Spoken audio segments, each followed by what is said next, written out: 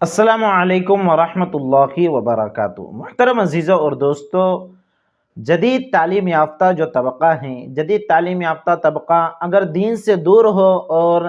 कुरान और सुन्नत की तालीमात से दूर हो तो ऐसा जदीद तालीम याफ्ता तबक़ा लिबरल तबक़ा कहलाता है। लिबरल किस्म के लोग ये लोग कहलाते हैं। इनके नज़दीक दीन और शरीयत के बातों की कुछ बहुत ज़्यादा अहमियत नहीं होती और ये दीन और शरीयत की बातों को ये पुराने ज़माने की बातें ख्याल करते हैं, पुराने ज़माने की बातें करार देते हैं और उन पर ख़ुद भी अमल नहीं करते और लोगों के सामने भी इन बातों का मजाक उड़ाते हैं, मजाक बनाते हैं। इसी तरह जब किसी मोतबर दारुल इफ्ता से कोई फतवा जारी होता है किसी मसले के ताल्लुक से, तो जब ये ऐसे फतवा इनके सामने आते हैं तो ये लोग इन फतवों का भी मजाक उड़ाते हैं और ये लोग इन फतवों का मजाक उड़ाकर ये कहते हैं कि ये तो मौलवियों और मुफ्तियों की खुद साख्ता बातें हैं, खुद की बनाई हुई बातें हैं, इन बातों पर अमल करना कुछ ज़रूरी नहीं है। वो पुराना ज़माना था कि लोग इस पर अमल किया करते थे। आज हम तालीम याफ्ता हैं और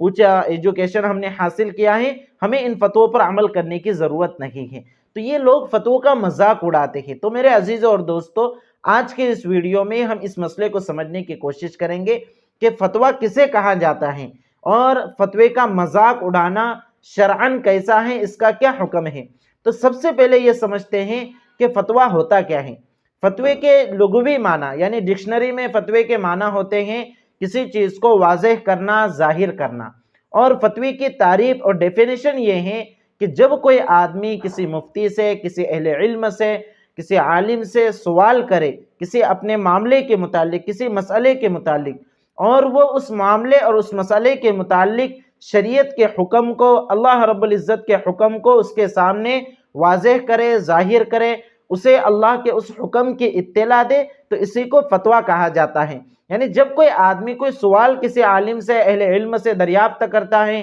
किसी मुफ्ती साहब से दरियाफ्त करता है और वो कुरान और सुन्नत की रोशनी में और शरीयत के दलाइल की रोशनी में उसका जवाब उसको अता करते हैं, उसके मसले का जवाब देते हैं, उस मामले का उसको जवाब देते हैं, तो फिर ये जो जवाब होता है यही फतवा कहलाता है। अब ये समझ लेने के बाद आप बखूबी जान गए होंगे कि फतवा ये किसी मौलवी या मुफ्ती के दिल की बात नहीं होती, बल्कि मौलवी और मुफ्ती तो बस दरमियान में तर्जमान की हैसियत रखता है। यानी उसका काम तो सिर्फ शरीयत के हुक्म को ज़ाहिर करना है, वाज़ेह करना है। जिसने उनसे सवाल किया है, अहले इल्म से सवाल किया है, उस सवाल और उस मसले और उस मामले से मुताल्लिक शरीयत का जो हुक्म है और अल्लाह रब्बुल इज़्ज़त का जो हुक्म है, उस हुक्म को ज़ाहिर कर देना ही फतवा कहलाता है। यानी अब ये जान लेने के बाद आप बखूबी समझ गए होंगे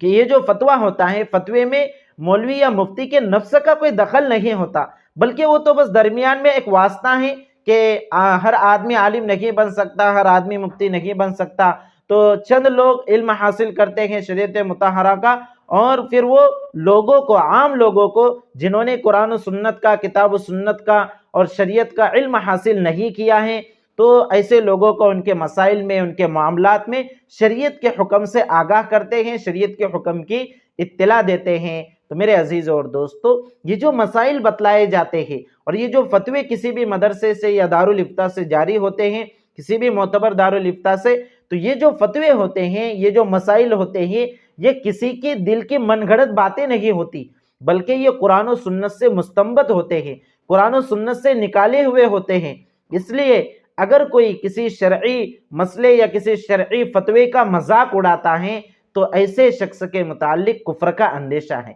जी हाँ, ऐसा शख्स अगर दीदा और दानिस्ता यानी जानबूझकर शरीयत के इस्तिग़फ़ा, शरीयत के अहकाम को हल्का समझते हुए अगर ऐसा करता है, फतवे का मजाक उड़ाता है, मसले का मजाक उड़ाता है या किसी भी शरीय हुक्म का मजाक उड़ाता है, तो ऐसे लोगों के मुतालिक उलमा ने लिखा है कि ऐसे लोगों के ईमान का मसला है, ऐसे लोग कुफ्र के करीब हो जाते हैं। और अगर वो दिल से भी शरीयत के हुक्म को अगर हल्का जान रहा है, हल्का मान रहा है, इसलिए मजाक उड़ा रहा है, तो ऐसा शख्स ईमान से खारिज हो जाता है, ईमान से निकल जाता है, वो काफिर बन जाता है। और अगर वो शादीशुदा है, अगर उसका निकाह हो चुका है, तो उसका निकाह भी टूट जाता है। इसलिए कि भाई निकाह के लिए उसकी घरवाली, उसकी जो بیوی ہیں وہ تو مسلمان ہیں، اب ایک مسلمان بیوی مسلمان ہی کے نکاح میں رہ سکتی ہیں، کسی کافر کے، کسی غیر مسلم کے نکاح میں نہیں رہ سکتی۔ اب اس کی زبان سے جب کلمہ کفر نکلا اور یہ ایمان سے خارج ہو گیا تو اب یہ غیر مسلم بن گیا، ایمان سے نکل گیا، تو اب یہ جو مسلمان بیوی ہیں اب یہ اس کے نکاح میں باقی نہیں رہیں۔ اس کی ذمہ داری ہے کہ وہ دوبارہ کلمہ پڑھے اور دوبارہ نکاح کی تجدید کرے، یعنی دوبارہ نکاح کسی قاضی صاحب سے وہ پڑھوا لے تاکہ اس کے لیے ازدواجی تعلقات بھی حلال ہو جائیں۔ تو میرے عزیز اور دوستو، کسی بھی شرعی حکم کا مذاق نہیں اڑانا چاہیے۔ بہت سارے دین اور شریعت کے ایسے مسائل ہیں جو عام لوگوں کے سمجھ میں نہیں آتے، بلکہ میرے عزیز اور دوستو آپ ذرا سوچئے، یہ جو شریعت کے احکام ہیں یہ کسی انسان کے بنائے ہوئے نہیں ہیں، بلکہ اللہ رب العزت کے بنائے ہوئے ہیں، اور اللہ رب العزت کے جو قانون ہیں، اس کی جو حکمتیں ہیں، ہماری عقل ان حکمتوں تک نہیں پہنچ سکتی، ہماری عقل کی ان حکمتوں تک رسائی نہیں ہو سکتی۔ کچھ حکمتیں وہ تو بندے اس کو معلوم کر لیتے ہیں، علم معلوم کر لیتے ہیں، اس کو بیان بھی کر دیتے ہیں، لیکن بہت سارے مسائل کی حکمتیں جو ہیں ان تک ہماری عقل نہیں پہنچ سکتی۔ تو کیا جس حکم کے اور جس مسئلے کے حکمت ہمیں معلوم نہ ہو اور اس کے حکمت تک ہماری رسائی نہ ہو، پہنچ نہ ہو، تو کیا اس حکم کا ہم مذاق اڑانے لگے؟ ہرگز نہیں۔ ہمارے دیش، ہمارے ملک عزیز کے بہت سارے قوانین ایسے ہیں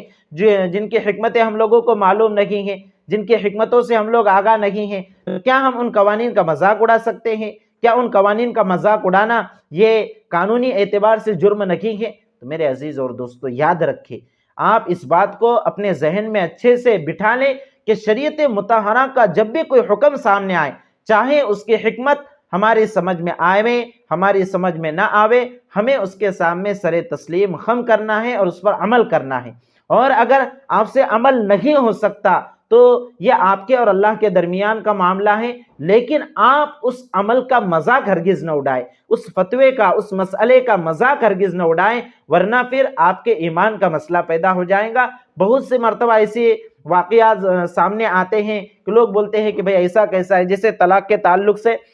گزشتہ چند سالوں میں جب طلاق کے تعلق سے مسائل اٹھے تھے تو اس وقت بھی بہت سارے لوگ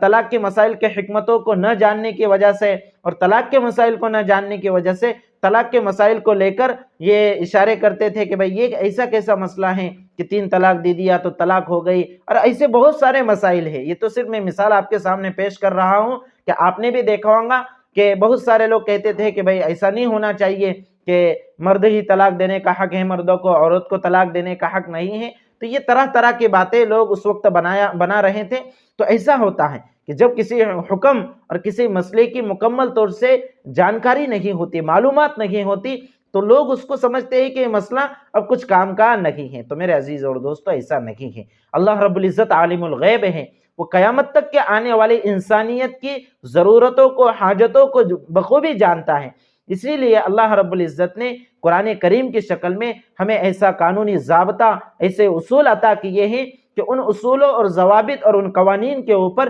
قیامت تک کے آنے والی انسانیت خوبصورتی کے ساتھ زندگی گزار سکتے ہیں، اچھائی کے ساتھ زندگی گزار سکتے ہیں۔ اس لیے میرے عزیز اور دوستو، کبھی بھی کسی مسئلے کا مذاق نہ اڑائیں، کسی فتوے کا مذاق نہ اڑائیں۔ جو لوگ اس طرح سے جن لوگوں نے کیا ہے وہ اپنے اس گناہ سے توبہ کر لے، اور جان بوجھ کر اگر کیا ہے تو تجدید ایمان بھی کر لے اور تجدید نکاح بھی کر لے، ایمان کی بھی تجدید کر لے اور نکاح بھی دوبارہ پڑھوا لے، تاکہ ازدواجی تعلقات بھی اس کے لیے حلال ہو سکے۔ میرے عزیز اور دوستو، میں آخر میں ایک بات اور عرض کرنا چاہوں گا کہ عالم اور مفتی، مولوی جو مسئلے کا حل پیش کرتا ہے یا کوئی فتویٰ کوئی مفتی صاحب لکھتے ہیں، اس پر دستخط کرتے ہیں، تو وہ تو بس اللہ رب العزت کے حکم کو لکھ کر دیتے ہیں، ظاہر کر دیتے ہیں، سامنے والے کو اطلاع دے دیتے ہیں، وہ لازم تو نہیں کرتے۔ یعنی اگر کسی نے مجھ سے کوئی مسئلہ پوچھا کہ بھئی میں فلاں مسئلہ آپ سے دریافت کرتا ہوں، میں نے اس کو جواب دے دیا، تو میرا اختیار صرف جواب دینے کا ہے، اس پر لازم کرنے کا نہیں۔ لازم کرنے کا اختیار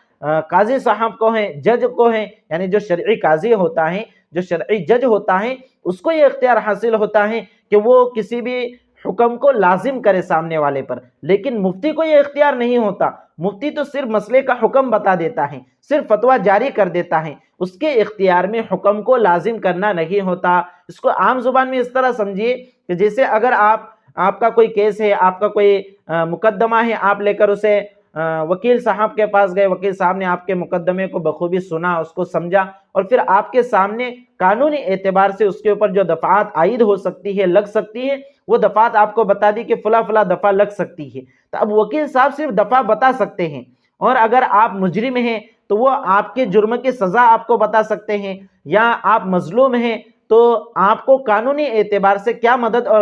मिल सकती है, क्या नुसरत मिल सकती है, वो बता सकते हैं। लेकिन नहीं वो आपको मदद और नुसरत पहुंचा सकते हैं, और नहीं अगर आप मुजरिम हैं तो नहीं आपको वो सजा दे सकते हैं, बल्कि सजा देने का इख्तियार जज साहब को है। जज साहब के पास जब वो मुकदमा जाएगा और वो उसके ऊपर गौर व फिक्र करेंगे कानूनी एतबार से, और फिर वो फैसला लिखेंगे। तो ये जो सजा देने का इख्तियार है ये जज को है, वकील को नहीं है। ठीक इसी तरह ये जो मुफ्ती और आलिम होते हैं, ये मसला बताते हैं, इनका काम सिर्फ मसले को बताना है, मसले के हुक्म को जाहिर करना है और अल्लाह रब्बुल इज्जत के हुक्म के इत्तला करना है। इस हैसियत से ये अल्लाह रब्बुल इज्जत के तर्जमान बनते हैं और नबी करीम सल्लल्लाहु अलैहि वसल्लम के नाइब बनते हैं। इसलिए कि ये जो काम है, किसी भी मामले और मसले के मुतालिक हुक्म शरई को बतलाना, ये वक्त के नबियों का काम हुआ करता था। लेकिन अब चूंकि नबियों का सिलसिला खत्म हो चुका है, आप सल्लल्लाहु अलैहि वसल्लम आखिरी नबी हैं, अब आपके बाद कोई नबी आने वाला नहीं है, तो ये जिम्मेदारी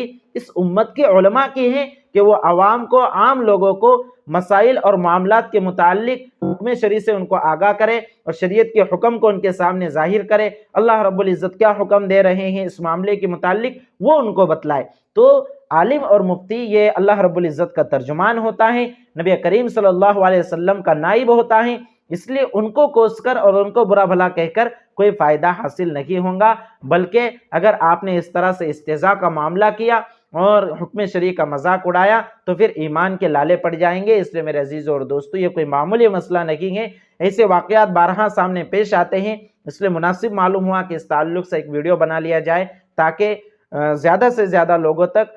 ये बात पहुँच जाए कि फ़तवे की हैसियत क्या है, आलिम और मुफ्ती की हैसियत क्या है। इसलिए मैंने ये वीडियो रिकॉर्ड किया। अगर आपको ये वीडियो अच्छा लगे तो आप दूसरे दीनी भाई बहनों के साथ भी इसको शेयर कीजिए ताकि दूसरों का भी फ़ायदा हो और वो भी इस गुनाह अजीम से बच सके। अस्सलामु अलैकुम व रहमतुल्लाहि व बरकातुहू।